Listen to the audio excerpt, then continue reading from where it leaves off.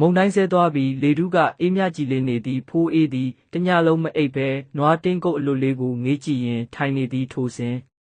တောလန့်အတိုင်ဖြူပွေးသောအရိပ်တစ်ခုတရွေ့ရွေ့လျှောက်လာသည်ကိုမြင်လိုက်ရသည်ဖိုးအေးမျက်လုံးများကိုပွတ်ကြည့်ရင်အံ့ဩဝမ်းသာစွာဖြင့်ဟင်းဒါနွားမလေးပဲငါနွားမလေးပြန်လာပြီ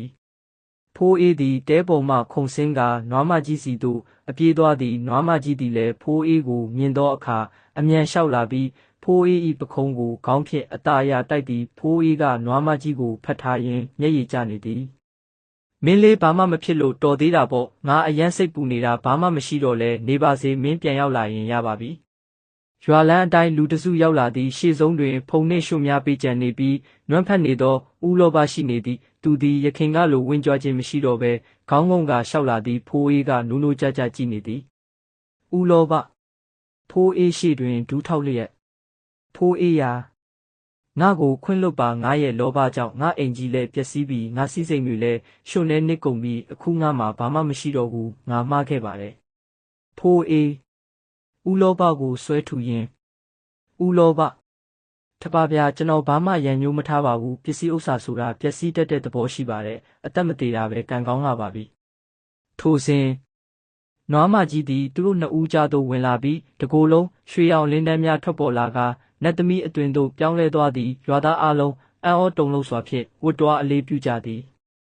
နတ်နွားမနန္ဒာဝင်းအချင်းလူသားတို့ကြည်ကြလောလောဘဇောနဲ့လူယူခဲ့တဲ့ဦးလောဘဟာဘာမှမရခဲ့ပဲရှိသမျှပျက်စီးခဲ့ရတယ်မေတ္တာတရားနဲ့ကူညီခဲ့တဲ့ဖိုးအေးကတော့ပျောက်ဆုံးသွားတဲ့အရာတွေကိုပြန်လည်ရရှိခဲ့တယ်နတ်နွားမသည်လက်ကိုဝေးရမ်းလိုက်ရာပျက်စီးသွားသောနတ်ဩဇာအိုးသည်ဖိုးအေး၏လက်ထဲသို့ပြန်လည်ရောက်ရှိလာသည်နတ်နွားမနန္ဒာဝင်းဖိုးအေးဒီအိုးကိုဆက်လက်ထိမ့်သိမ့်ပါဒါဟာတင့်အတွက်တင်မကပဲရွာသူရွာသားအလုံးဆင်းရဲတွင်းကလွတ်ဖို့အတွက်ငါပေးတဲ့လက်ဆောင်ပဲငါရဲ့ကမကိစ္စတွေပြီးပြီဆိုတော့ငါနတ်ပြည်ကိုပြန်ရတော့မယ်ဖိုးအေးကျွန်တော်တို့အတွက်ကူညီပေးတာကျေးဇူးတင်ပါတယ်နတ်သမီးကြီးခမညာနတ်သမီးသည်ပြုံးရက်ကောင်းကင်သို့တဖြည်းဖြည်းပြန်တက်သွားသည်ရွှေရောင်မုံလေးများကောင်းကင်မှကျဆင်းလာပြီးခြောက်သွေ့နေသောလယ်ကွင်းပြင်များမှချက်ချင်းဆိုသလိုစိမ့်ဆူလာသည်ဦးလောဘသည်လည်းရွာသားများနှင့်အတူစပားပင်များကိုဝမ်းသာအားရကင်ကြည့်နေသည်ဖိုးအေးသည်လက်ထဲကနတ်အိုးကြီးကိုကင်ကနတ်သမီးပြန်တက်သွားရာကောင်းကင်ယံကိုကြည်ရင်းပြုံးနေသည်